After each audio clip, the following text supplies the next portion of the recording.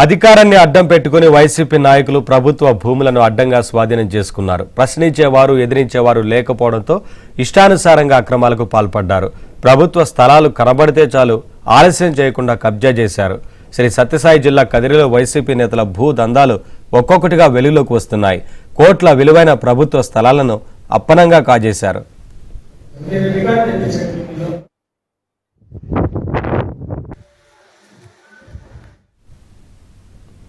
హిందూపురం రోడ్లోని ప్రభుత్వ స్థలంలో పునాదులు వేశారు.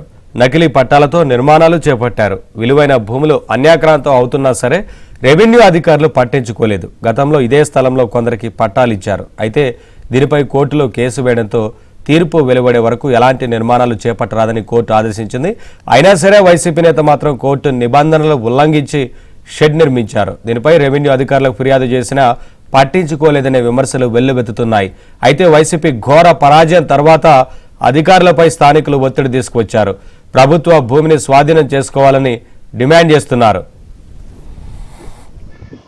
గత వైఎస్ఆర్ పార్టీ అధికారంలో వచ్చిన తర్వాత కదిరి పట్టణం చుట్టూ శివారు ప్రాంతాల్లో ఏదైతే బైపాస్ రోడ్డు నిర్మాణం జరుగుతుందని ప్రారంభించారో బైపాస్ రోడ్ని, అప్పుడు కోట్ల రూపాయలు విలువ చేసే ప్రభుత్వ భూములన్నీ కూడా అన్యాక్రాంతం అయిపోయినాయి. కొంతమంది వాటిని పట్టాలు వేయించుకోవడం, లేదంటే కబ్జాలు చేసుకోవడం, ఇట్లా కోట్ల రూపాయలు విలువ చేసే భూములన్నీ కూడా కబ్జాకు గురైనాయి.